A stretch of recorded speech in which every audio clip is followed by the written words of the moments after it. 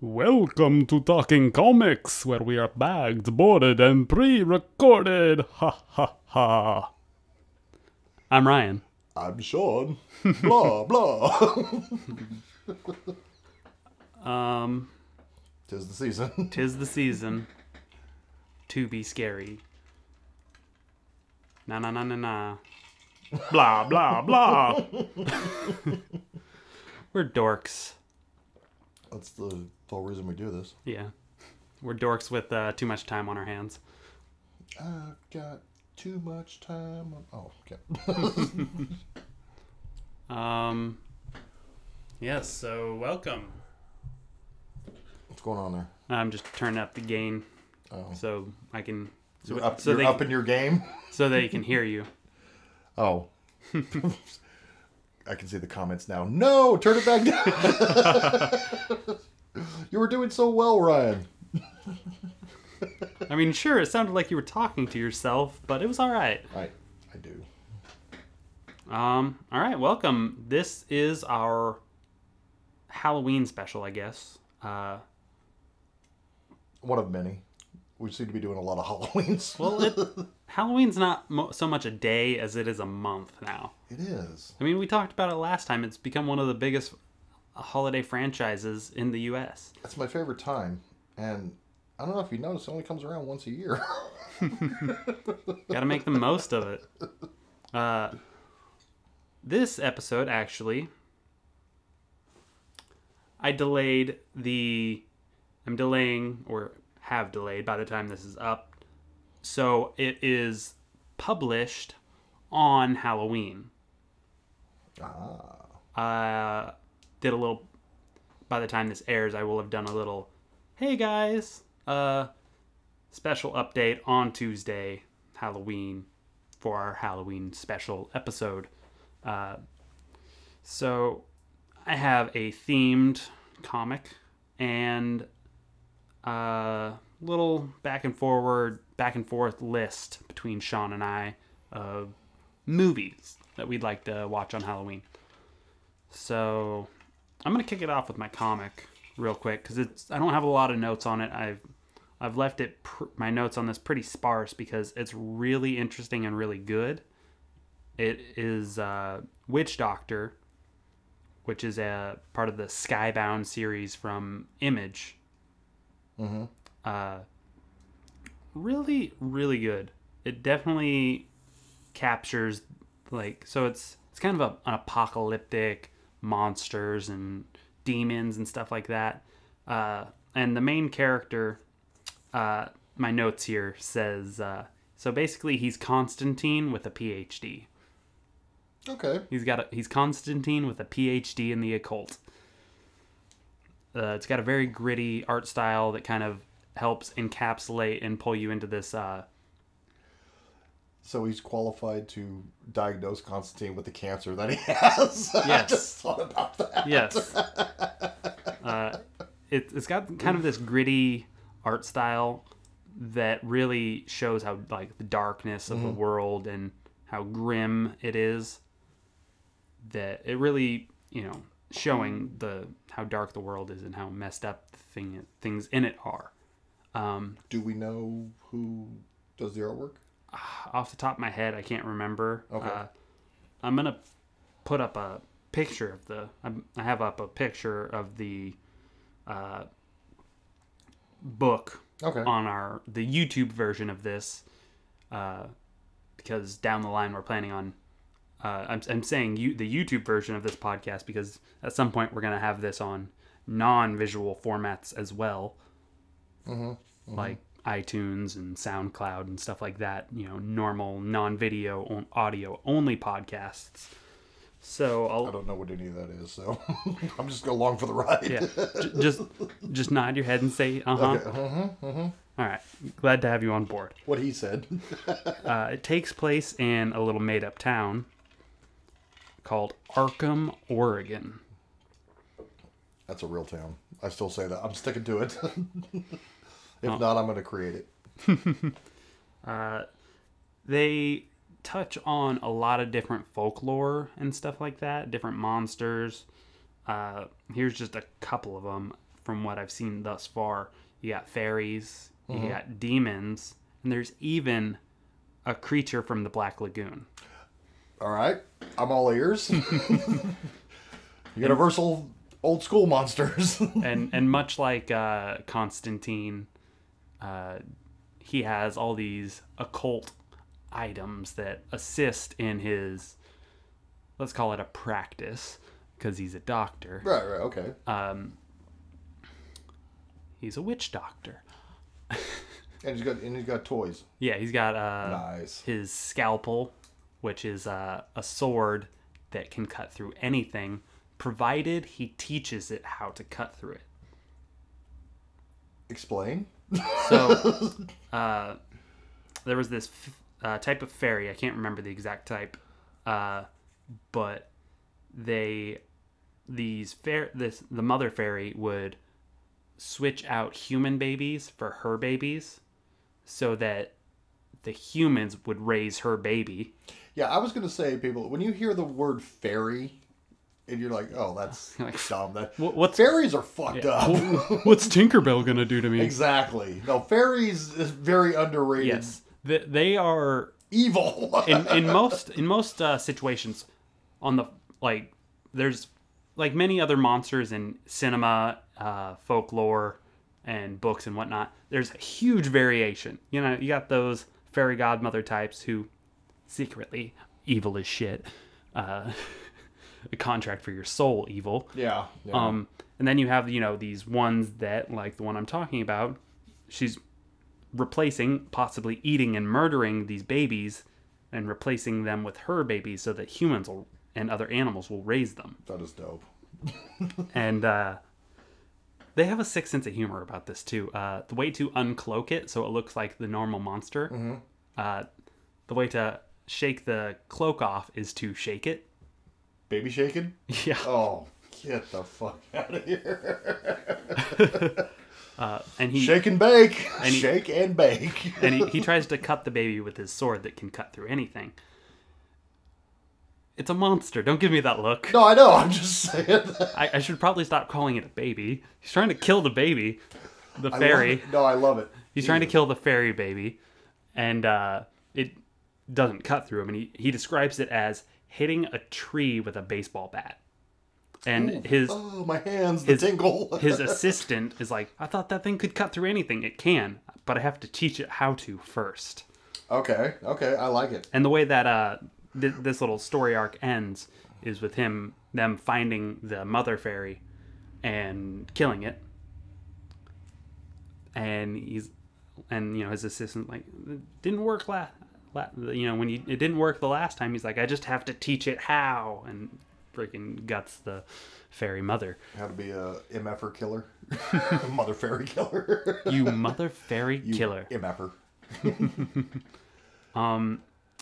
And that chapter ends with a friend of his bringing him a new specimen, a creature from the Black Lagoon.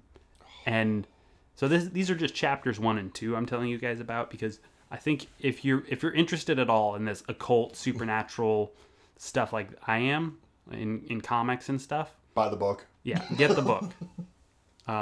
It's really good. The what are they called? The forewords, the introduction. Yeah. Was written by Robert Kirkman. Oh, really? Yeah. Oh, They nice. got his little okay. 2 cents in on it. I mean, they work for the same company. Fair enough. Surprised Robert Kirkman's not the freaking CEO of Image now. Well, Image, we talked about this before. It's a group conglomerate. Yeah. Where even like a brand new guy that's got an offering, if you're accepted, you own stock in it. Nice. Like nobody gets gypped like way back when, once upon a time. Where, Yeah. Like Neil Gaiman or Neil Adams or Denny O'Neil, they're doing these brilliant books like, Hard Traveling Heroes. They're only getting 15 cents frickin' a panel. page. A page, Not yeah. even a panel, a page. It's actually a lot like that with anime. Yeah. The people that do all the animation, like draw out all the pictures and Yeah. stuff, they get shit pay. They must really love what they do in order to. Well, that's the thing. It's all about the love. And then, like, with this today, like with Image, like Todd McFarlane, Robert Kirkman, Jim Lee, to name a few. They did it where these guys are under contract, and if you're brought on, you get said sum. Yeah. For whatever that makes a lot of sense. Yeah. For them wanting to keep their writers happy and their workforce happy. Not to mention the fact they just want to like keep the passing on the light, because they're not going to be around forever. They just want to keep this going because of their love, like you said. I mean, so the next generation, the generation after that. Robert Kirkman and McFarlane, they've pretty much set their legacies in stone. So is Jim Lee, but a lot of people just don't know his name. They know his work, don't know his name. Yeah. But I really recommend it. This was what's the word I'm looking for? A happy surprise? Yeah, a happy surprise. Like, I wasn't like looking for this book. This is one of the ones I got at con. And I wasn't looking for it. I just was like, that's a cool cover. That looks really badass. Yeah, I'll get this. I'll get this one. And I'm really happy with it so far. There's a chance I might buy the, later installments down the line. All right, let's see. I better take notes here so I can get that in the shop. Witch Doctor. Witch Doctor. Witch Doctor. It was like the happy accident, I guess is the word you're looking for. Yeah. Like me. Impulse buy. Impulse buy. That's what I was looking for. It was an impulse buy. And it's kind of funny. Most of the books I got kind of center around a similar theme of like, I got this and the frickin' Evil Dead 2 comic. For someone who doesn't really watch horror movies, you are a dark soul, sir. I like supernatural. You scare me at times. I like the supernatural stuff. I can't help it. You want to borrow Cat? I got Casper. That's a solid movie. That's a solid movie. Don't even joke, dog. That just made the list. Oh, you got a list? What list? My list of movies I might watch this Halloween. Dun dun dun. And you guys all know this at this point. I don't like scary movies. Not a fan. I'm the gory fucked up one. I don't mind the gore. I just don't like being scared. I can handle a gory movie. Not a big fan of the Saw movies, however. They didn't hit right. They just didn't hit right. I enjoy the Saw movies. And I like it all, man. Like, also Texas Chainsaw Massacres, those kind of fall into a similar vein of like, I like watched that remake one they did a few years back. The one with Jessica Biel? Think so. I'm like, it's all right. I mean, I'm just not into it. That's funny you say that. You know what I was watching today before I got up or got ready to go to the shop? Chainsaw Massacre? Texas Chainsaw. And what that is they dovetail off the original, the original Tobe Hooper one. Yeah. And they just My brother makes good head cheese. Going. Mm-hmm. And they kind of made it, and they keep with the timeline. Because I own it, but it's one of those ones I don't really revisit. Yeah. And I was watching it today. I'm like, this ain't half bad. But they kind of hear, you know what they did with that movie? The same thing they did with Venom. When everybody latched when they first introduced Venom in the comics, they had to hero him up real quick. Yeah, they kind of heroed up Leatherface in this one. I'm like, wait a minute, Venom. Why am I rooting for this guy? I know, it's like because the first time you're like, okay, Leatherface is doing his thing. He's chasing all the the teenagers, blah blah blah, doing this, doing that, and then it takes a weird turn. And then you start talking about family lineage, and you find out the one girl, blah blah blah. If you haven't seen it. Spoilers. She was the baby after they raided. If you've watched the original Tobe Hooper, the 70s Texas Chainsaw Massacre, there was the one girl that got away at the end. Yeah. In the pickup truck. The police knew, of course, it was open. Then there was all the sheriffs and the state police showed up at the ranch house. The house, yeah, and they were trying to talk him down. It was like, okay, no, you guys are fine. We just want Thomas, Leatherface. Yeah.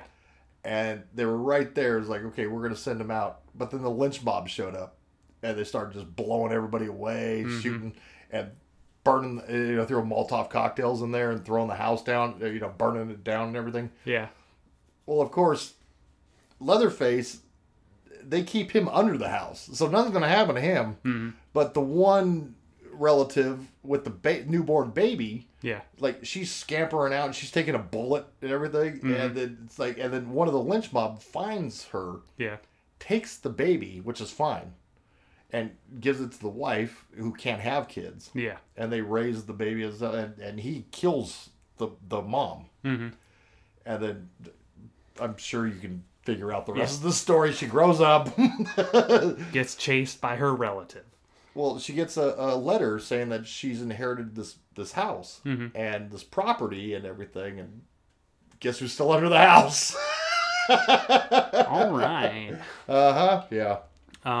Yeah, I'm just not really into those type of movies as a whole.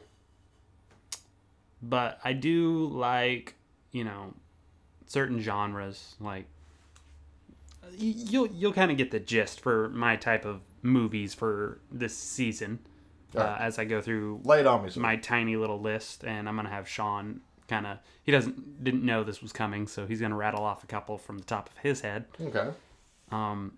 So yeah, number one, you guys can thank Josh from episode 13 for this one. Scream. Love it. He loves Scream, and he showed it to me, and I was like, that was a good movie. I didn't think I was gonna like it because it falls into that horror movie slasher genre, but to me, it didn't really hit as a slasher movie as much as it did a detective movie, where I'm like, all right, who's the killer? I can't figure it out. Oh, I've seen as to where other movies, it's like, all right, here's the killer. He's gutting people with a chainsaw. I'm like, I can't get behind that. This one, it's like, all right, someone killed these people wearing a mask. I don't know who it is. Yeah. It was like in the 80s, like you said, it's like, okay, here's your killer. We're going to give him a fucked up backstory. Mm-hmm.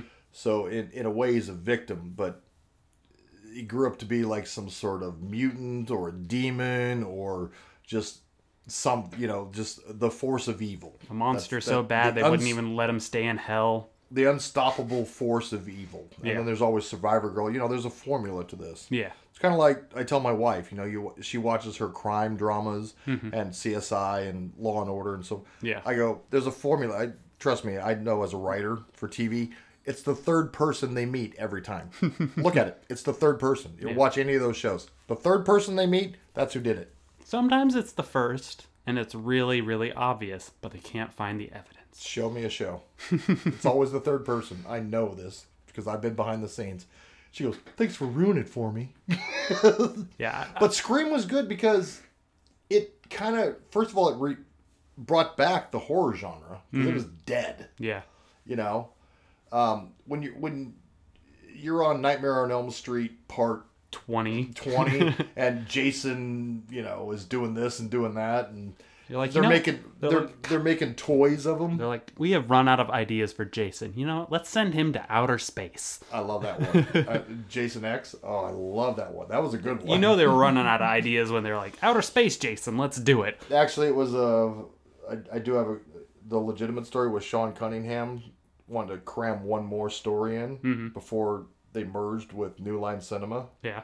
So they could do the Freddy Jason crossover. Ah. He was obligated to do one more. He's like, fuck it, just let it roll. and Sean Cunningham is that type of person. He's just like, he did it with the first one, just let the dice roll type of thing. But Scream, getting back on that one, it reinvigorated the genre. Not to mention the fact it poked fun and it was a social commentary on the entire genre. Yeah. That was, folks, if you're listening right now, if you haven't seen Scream, go rent that. It's awesome. I don't want to spoil anything if you haven't seen it, but yeah. It's definitely worth watching. It was great. Scream's definitely up there, top of the list. My next one, not a scary movie at all, but it's about a monster. Young Frankenstein. Somebody got the poopy pants. It's pronounced Frankenstein. Frankenstein. Starring one of my favorite. He's passed away since, but long time. Marty Feldman. Igor. Yeah. It's pronounced Igor. Oh, I thought it was Igor. Oh, well, you were mistaken then, weren't you? I loved Marty Feldman. He was, as a kid growing up, he was one of my favorites. And I just referred to him as the guy with the eye. Damn your eyes, Igor. Too late. Too late. I'm probably going to go home and watch that tonight. Oh, good pull right there. Young Frankenstein. That movie holds a deep, dear place in my heart. I watched it many, many years ago for the first time with my I always called her grandma, but she's not actually related to me. It's my stepsister's grandma, and she showed it to me. And I've loved the movie ever since. Mel Brooks, man. Mel Brooks, genius. Genius. Freaking genius. Yeah, I love that movie. It was one of the first movies in like a long time that I actually like bought on DVD. Mm-hmm. And you were excited to do it? Yeah, I was yeah. I came across it and I was like, oh my God. Because I hadn't seen it in many years. I don't buy DVDs, like, ever. I maybe own 12 DVDs / Blu-rays. I buy a shitload, you just borrow them from me. Yeah. Like, the majority of them are Marvel movies. Yeah. None of the recent ones. Right. Most of them were Christmas gifts and birthday gifts and whatnot. But yeah, I love that movie. I love it. I almost bought a second copy recently because they have those collector's editions on sale at Walmart with the artistic, like, Day of the Dead covers. Right. I was like, ooh, I want it, but I don't want to buy something redundant. It's like a comic book. That's a variant cover. Yeah. A couple of these are actually on sale with the Day of the Dead covers now that I realize it. It's probably why they're fresh in my mind. The next one, a classic. Another classic. Night of the Living Dead. Booyah! I was really torn with this one. I was like, this one also I think I watched at that same grandparents' house. I think it was on TV or something, or I was watching it with my sister. I can't remember. It scared the pants off me when I was a kid, though. They're coming from you, Bob. They're coming for you, Barbara. The original one? Yeah, it scared the crap out of me when I was little. Because everything did, though. Ironically, Tom Savini did a remake of George Romero's Night of the Living Dead. Yeah. Have you seen it? You're familiar with Tom Savini. He created special effects. He's like the god of special effects. I know who you're talking about. His remake, no blood. There's no blood in there. Which I think he did. I don't think I know he did that on purpose. But the 68 one, George Romero, the first, put him on the map. Yeah. Oh, love it. Yeah, that movie's a classic. I didn't really fully watch and enjoy it until many years later. I was really torn. I was tempted to do Dawn of the Dead. But this one, as a whole, holds a much more special place in cinema and history. And without that movie, there'd be no Dawn of the Dead. Or no Walking Dead. Or no zombie genre as everyone knows it today. Or no number 4 on my list, 28 Days Later. Okay. Yeah, none of that. That one... No Shaun of the Dead? No. No Shaun of the Dead. That one's on my list too now. I love Shaun of the Dead. 28 Days Later. 28 Days Later. That one is both that one's really enjoyable to me because it sets so much tension early on without showing you hardly anything at all. Oh, I love the ambiance. Yeah. Of the post-apocalyptic. Yeah. Everything. Oh, it was great. I love the little when they hook up with the dad and the daughter, how they have that set up, and then the staircase going up into the thing. Yeah. Everything. Yeah. And then they topped it off. Have you seen 28 Weeks Later? Yes. I thought that was great. Yeah. Had Hawkeye in it. Jeremy Renner. Yeah. 28 Weeks Later is definitely good, but for like more kind of towards leaning towards scary. I definitely think 28 Days Later is the superior one. But 28 Weeks Later has a really interesting story. Very, at this point, almost, at this point in the genre. I think they almost, both... I would say they cliche. both complement each other. Yeah. Kind of. Yeah, You know? definitely.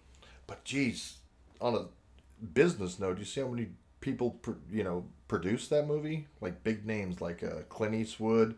Mm-hmm. What's her name? Meryl Streep. Yeah. Mel Gibson. Barbara Streisand. It's like all these names are just dumping money into this first one. And the weird thing is, a lot of people don't like that movie. Yeah, I don't think they even saw it. Like my friend Sergio, he doesn't like that movie because when he watched it as a kid, it scared the shit out of him. I have always said this, and I know, you and I have talked about this, where, you don't like the horror, the slasher, or anything like that. I like to be scared because if I want to watch a horror movie, it's like going on a roller coaster. I want that thing in my stomach. I want that tension. I want to, if I'm paying money, I want to be scared if I go see a scary movie. See, I don't feel fear when I go on roller coasters. But you're waiting in line, like when you're a little kid, and you're like waiting in line, and you're looking at that. I didn't go on a single roller coaster until I was 15. Jesus. I avoided fear like it was the plague. All right. My conversation is just falling on deaf ears now. My next one, a little bit more appropriate for this show. Blade. Oh, Blade. Okay. It's a comic book movie. It's got vampires. It's got, Blade's a great movie, and it's really underrated. Blade's a great character, period. Yeah. It's really underrated, I think. And it's the first Marvel movie. It is. It's the first true Marvel movie. Thanks, Wesley Snipes. There's not really much I can say on Blade other than it's awesome. I have enjoyed all of the ones I watched. Never watched the show that came out a few years back. Didn't last very long, did it? I have it. No, it didn't. But... I think Birds of Prey lasted longer. Hey! No, it didn't. It was due to shitty writing. But that's another story. No, actually, Blade had some scary parts. Blade had probably one of the best Marvel or any comic book cinematic opening to a movie. Oh yeah, the blood dance. Yeah, the rave was awesome. Oh, I'd put that up against just about anything, pretty much. Any opening to a movie. Yeah. That one's definitely a great movie. All of them are. All of them really are. Yeah. Like, even the worst one's still an okay movie. Yeah. Talking about that last one they made. You talk about the one with the vampire Pomeranian with Triple H, the wrestler? Was that it? Blade Trinity. It had Ryan Reynolds. Yeah, and yeah. Norman Reedus. Yeah. That's Daryl from The Walking Dead. Like people don't know. It was the worst one, but it was still really okay. I thought it was great. Yeah, I loved it. I love the movie. More funny, haha. But compared to the other ones, it's like the worst. Ed Parker Posey in it, and I have a soft spot for her. She's great. I call her queen of the independent films. And that one actually spawned a couple of comic books, I think. Blade Trinity, like where that filled in the gap of the story, to where how Ryan Reynolds' character joined the Resistance. Well, they did the comic run. Remember at the end of what was it? I think it was the first one where they supposedly killed Whistler. Mm-hmm. And then you see Blade at the end in Russia. Yeah. Yeah, they do the whole Russian run right on there in the comics and stuff like that, which is awesome. Russian vampires. Yavon. I want to suck your blood. Well, you guys say that here? Instead of blah, they say blah, blah, with a V. They're just calling their brother from inside the house. Vlad, Vlad.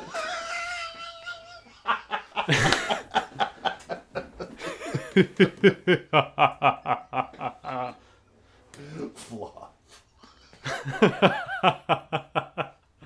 Oh man, I love catching Sean out of left field with jokes like that. Oh, for fuck. I didn't even think that was going to be very funny.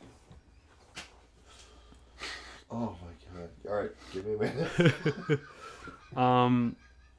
And you guys, before Sean even, while Sean regains his composure, put down in the comments your Halloween movies. I mean, I skipped over a childhood classic, mostly because I live in Columbia County, and me saying to watch this movie on Halloween is such a cliche, I just kind of glossed over it. Fuck off. I know what you're gonna say. Halloween Town. I was more of a Monster Squad guy. I mean, I'll probably watch that movie on Halloween, depending on how awake or sober I am after I get off work. Vlad, Vlad,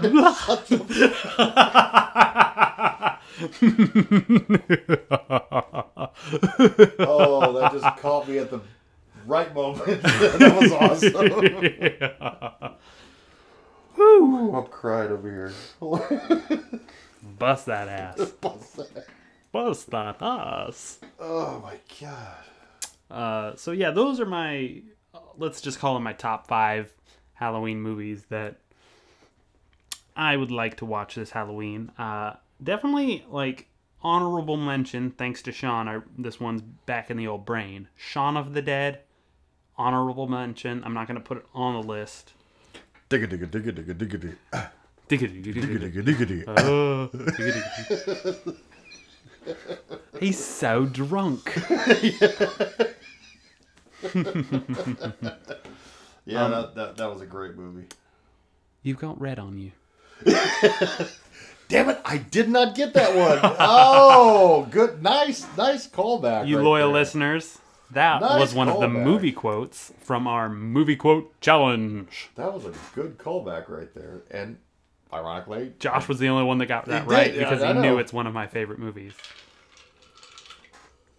I love all of those guys' movies. that was good. All of them. I love all of them. All right, Sean, list off a couple of your Halloween movies.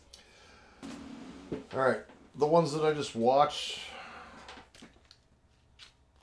on Halloween. Yeah. Okay, Halloween 1 through 3, 1, 2, and 3. John Carpenter, Deborah Hill. Not the Rob Zombie one? No. You're like, that's a whole podcast in and of itself. Oh yeah, that I could do that podcast by myself, and I could sit in both chairs and argue with myself on that one. Let's see. Sean really doesn't like it when you're the monster of the movie, the bad guy, is like seen, like his face. Like for him, he's told me many times, like seeing behind the character of You know what? Michael Originally, Myers took something away from it. Yeah, they just took Frankenstein out of the castle. Yeah. And what I said was, and don't get me wrong, I totally dig Rob Zombie. I've met him. Him and I have talked. We're huge movie. I mean, him and I were talking. It's like you and I talking, just like passionate about the same stuff. Yeah, you yeah. know? And he did that. And I was under the impression that it was going to be like a prequel, which would be awesome, where he just does young Michael Myers growing up and then blah, blah, blah. And then it stops. And then it leads into what we all know John Carpenter did in 1978. Not so much. Number one, I did like, and even his idea, seeing a prequel and seeing him as a child. Mm-hmm. Like I said, it takes the monster out of the closet. And because what worked when John Carpenter did it in 78 was The Shape. It wasn't even called Michael Myers. If you go back and look at the credits in the first one, it just shows Nick Stoltz, who went on to do such movies as like The Neverending Story, and he wrote children's That's funny. stuff like that. Yeah, or I'm sorry, not Nick Stoltz, Nick Castle. He played The Shape, which that's what, if you look at the credit, That's what he was called. The Shape. There was no Michael Myers, He was The Shape. And he didn't have any lines. And He was just a tall motherfucker, and they were like, No, "Wow." he was just a regular dude in that faceless, expressionless mask. Yeah. And you had no reason. You watching that movie, you had no way to think of it, no reason why he's going after these girls. Yeah, he's just doing it. He's just and he follows he's unstoppable, them like Pepe Le Pew following a hot kitty cat. And that was the thing. It wasn't like later on you see the unkillable killer where you stab him, you cut the head off, you electrocute him, you do all this, and he keeps coming back. This was the one that kicked it off. Where you didn't do that, and there wasn't. If you go back and watch the original Halloween, there's no gore. Yeah. There's no. I mean, there's blood in one scene, and it's the one where he just pops out and kills the boyfriend and pins him up with the butcher knife. And he does that, because he's like a child, and he does that little head tilt, kind of like looking at his work, or he just drew a picture and put it up on the fridge, type thing. But it was a lot of background stuff. A lot of, the story was good. Yeah. And it introduced Jamie Lee Curtis for the first time. And all those girls and everybody acting in that movie was great. Yeah. But in the whole time, you got to look in the background because it's almost like a Where's Waldo book. It's like, oh, fuck, there he is. Oh, and it was also the first time, it didn't help that John Carpenter used the 235 widescreen shot. He was the first person to use widescreen, Panavision. Yeah. And which added to the effect of that. It was just the eeriness. Yeah, I can only imagine and the scary and the you as in your younger days going to see that in theaters and like on that big theater widescreen. Yes, I had actually interesting story. I had bought a ticket as a child to Pete's Dragon, the Disney movie in '78. Yeah, I bought a ticket to Pete's Dragon. Snuck into Halloween. Went into Halloween. But the ending to that movie was the best because that was a big nod to the fans because it comes down, he finally gets Laurie Strode, Jamie Lee Curtis. Yeah. Boom, the showdown. Loomis, his doctor, I've talked about this before where I always equate Michael Myers to Moby Dick and Dr. Loomis was like Ahab chasing the whale. And no one would believe him until after it was too late. Well, he comes down and he fires he's got the 6-shooter, and he, right when you think Laurie's going to get it, after all her friends have got it, he's got a corner in the house. Loomis shows up and he just unloads the gun. Yeah. If you go back and watch that, he hits him in the shoulder, but he misses the other 5 shots. The other, I say 4 shots because he hits him again, and that's what kicks him over the balcony. Yeah. And Loomis goes out there and he sees Michael laying there on the lawn. Has a little bit of back and forth, a little bit of dialogue with Jamie Lee Curtis, Laurie Strode. Goes down to the bottom. Michael's gone.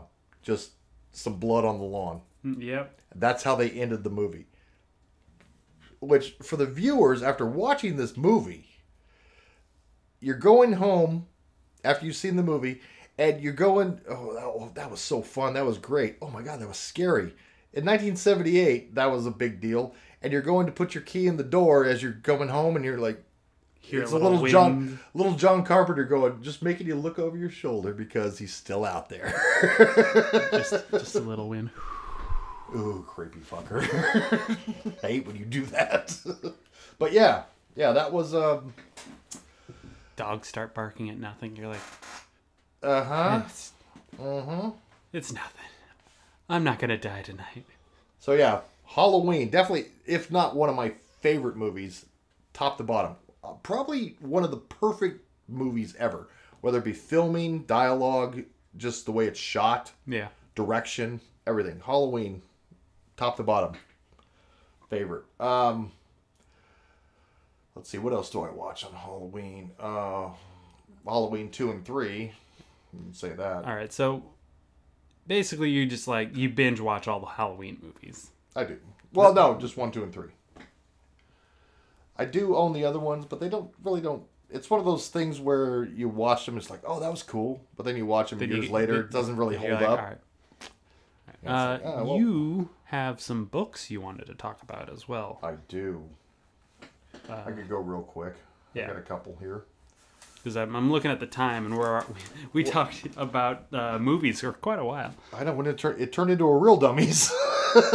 Real comics. Real comics. I do have I can talk about one here. And I got a couple movie things. All right. Let me give you one Halloween book here. Sweet. Night of the Living Dead. Oh, since you talked about the movie. Ironically, it's written by John Russo, who helped George Romero, once upon a time, kick off. Huh. He co-produced, I mean, back then it was like there was no credits and everything. Yeah. It's like... all he got was a nice friendly pat on the shoulder. Good job, bud. Well, because Night of the Living Dead is in public domain because George Romero and John Russo didn't know about a little thing called copyright things. Yeah. It was like, hey, man, we're just making a movie. Yeah, man. Yeah. You know? And they forgot to copyright anything. So nobody owns that. Oh. Yeah. But this book is definitely owned by John Russo. It's it's kind of like a prequel to the 68 film. Mm-hmm. And it is badass. I love this book because when I saw this, it opened it pretty much opens up. If you've seen Night of the Living Dead, Yeah. it opens up a broad spectrum. It gives new insight to many of the film's characters and locations. Yeah. Because the movie itself is very focused. The farmhouse. Yeah. Yeah. You really don't see much outside of that. Yeah. I mean, it's pretty much a dude, a couple guys making a film. Hell, I did that. Yeah. Just except they had more people and a lot better story. But I like to keep it in one location and everybody talking. But you had like what happened. Remember when Barbara first got to the farmhouse? Yeah. And she went upstairs and she saw that corpse laying there. Yeah. You get to see her before she got to the farmhouse. Before she got what happened? corpseified. Yeah, before what happened to her. Beekman's Diner. Remember when Ben showed up, the hero? Yeah. What about the very opening shot with Barbara and her brother? They're coming to get you, Barbara. Remember the cemetery zombie that first attacked and killed Johnny? Mm-hmm. You get to see his origin transformation in this book. Sheriff McKellen at the end when he's throw another one on the fire. Everything he's dealt with up until that point. And how Karen got bit. Remember the little girl? Yeah. Yeah. It's safer in the basement. And then she wakes up at all of Beekman's Diner and what was going on there. Yeah. And Ben tells the story in the movie. But you get to see it and everything leading up. And it just opens up a whole... I mean, to the point where I think Volume 3, they're in Vegas. Huh. What's happening? It's the same timeline. Everything going on in the original 68 at the farmhouse, but it just opens it up, and it you see little nods to the movie all the time. Right on. Which is really really good. Yeah, I love when they tie stuff in together like that. Yeah. Little homages and tie stuff in. It's like stuff that they mentioned in like one sentence of dialogue, and you're like, oh, here's a whole goddamn story. Here's a whole book. you know? Yeah.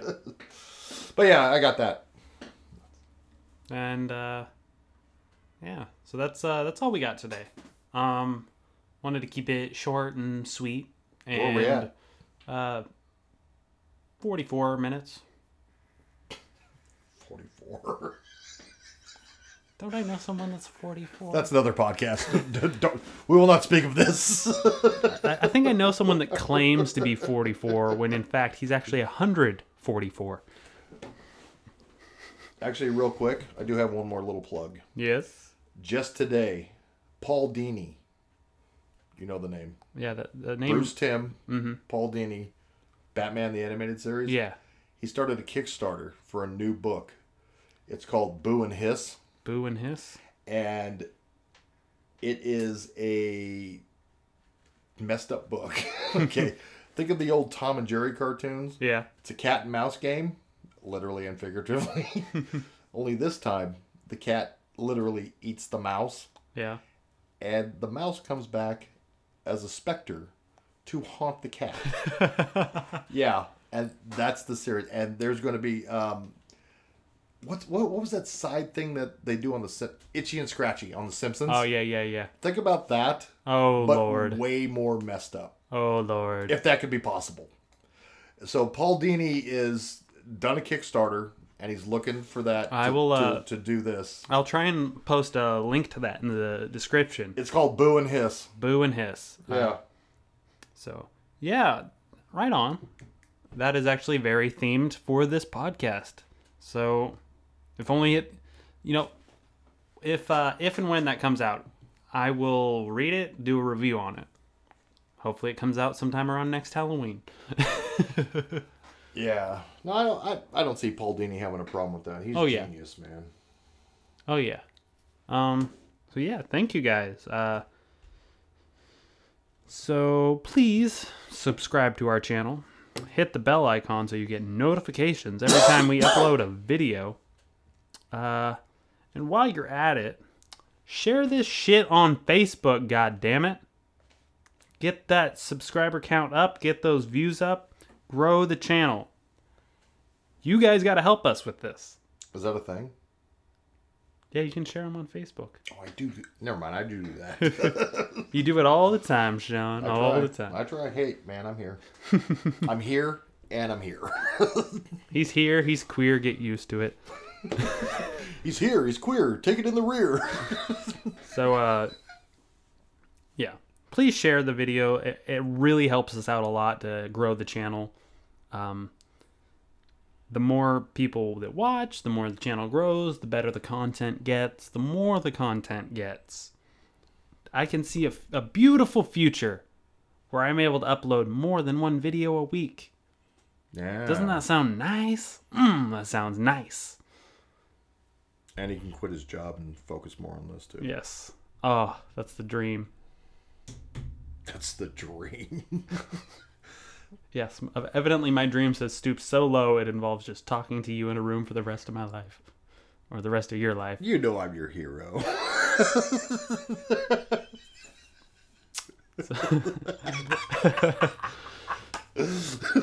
And I thought my ideal home stooped pretty low.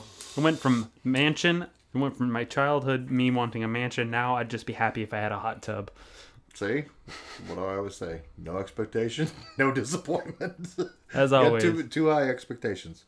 So, thank you guys for listening. And as always... Have a day!